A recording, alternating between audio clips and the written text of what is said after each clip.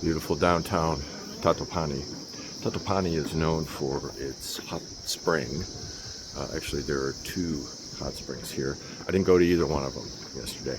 It was overcast and drizzling, and it just didn't work out. That's okay. Today, well, sorry, one other thing. So we have the Tihar festival that's been going on. You see little offerings and candles and dyes and things like that.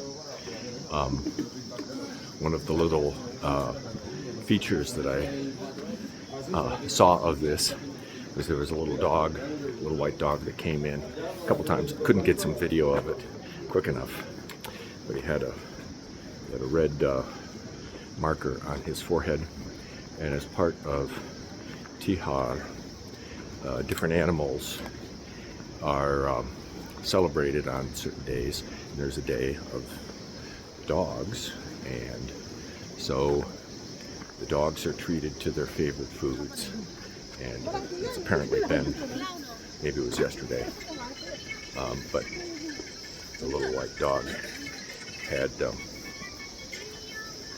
marker on there. And oh, I wonder if this is, yes, here he, and there he is.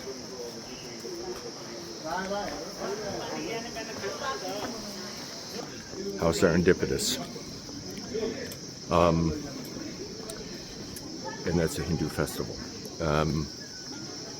Today, I'm going to be going from Tatopani to, where are we going tonight? Where are we going tonight? What town?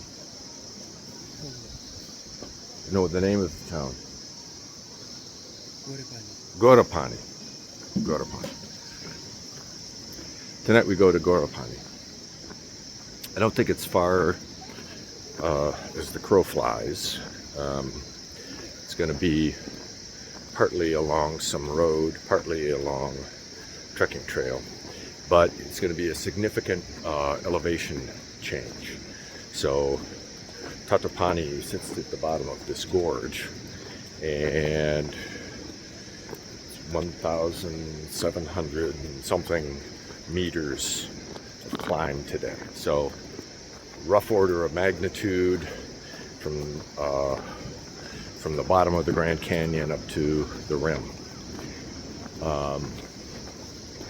And so I better have my climbing shoes on today. But looking forward to it.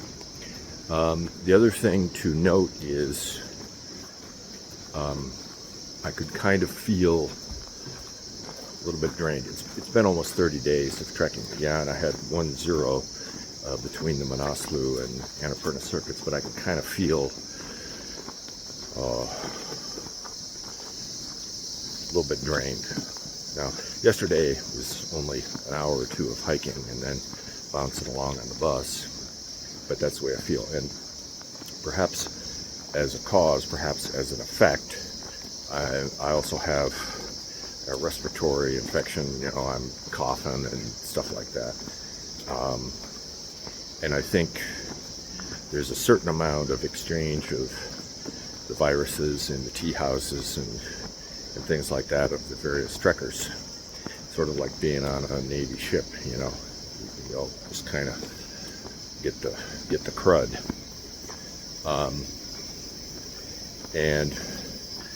But that is having an effect on me as well. I'm not hacking all the time, but it's annoying. And I'm also looking sort of at the end game of this Annapurna circuit, and having to figure out where we're going to end up such that both I and my porter, Kaji, can get some transportation to our respective destinations after this is done. And you know, sort of like we're in the town that has bus service, and he has to go off to another gig in which he is going to be the the guide for 4 British people through a different company. But anyway, various thoughts on my mind today. So the paved road ends right there, and I think this is largely a function of just the topography here.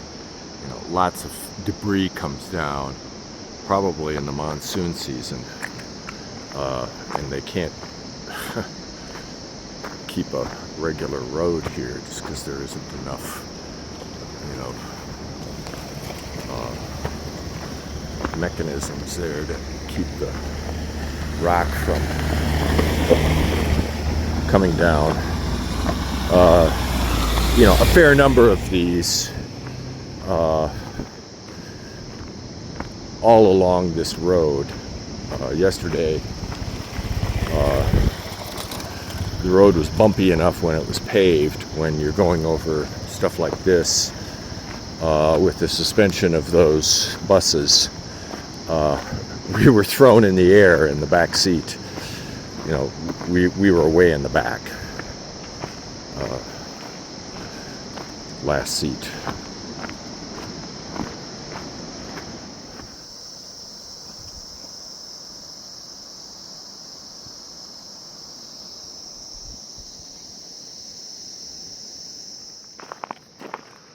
So I just want to record some thoughts here. This is the trekking trail, not the road, for the Annapurna circuit. When I had done research prior to this circuit, there was some misinformation on there. First is that over Thorong Lao, there literally was a road the entire way. That's not true, as you could see from my video of a few days ago. The other one, sort of misconception, is that on this circuit, because of the large number of tourists, trekkers, people just taking a jeep tour or whatever, that essentially the local economy, agriculture, had just been annihilated. Well, this is not true.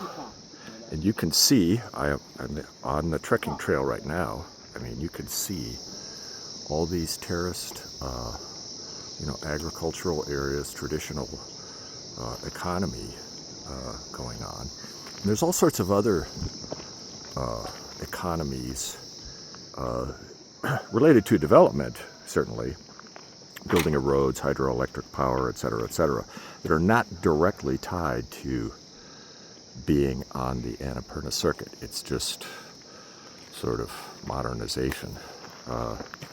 So this is good to see. I mean, I'm really gratified to see, you know, agricultural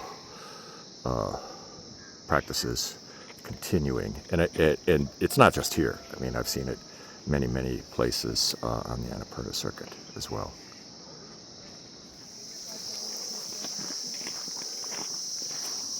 We're down low enough here.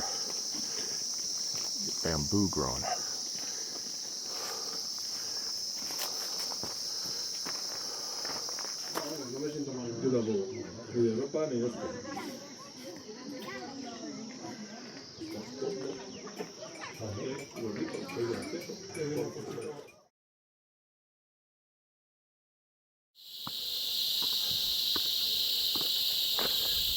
Going through a whole series of biomes here today as we go up in elevation.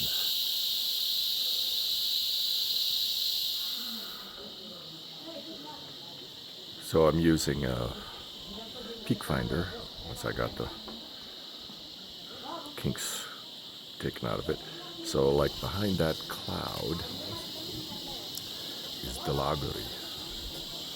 And I know this because I point my phone at it, and peak finder will give me a line drawing of the outline of it. And I think that's Jumpus and Nilgiri over there in white. But really handy. Yeah, even when the clouds obscure it, you can see that's where the mountain is.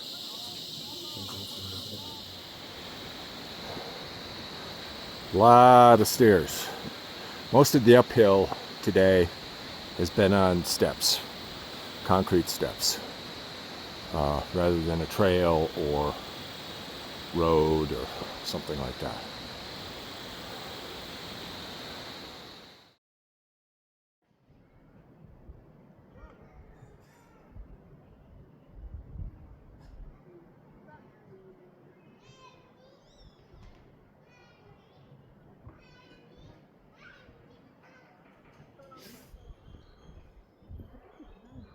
So according to my peak finder, that's Annapurna South on the right, and Annapurna Fang on the left.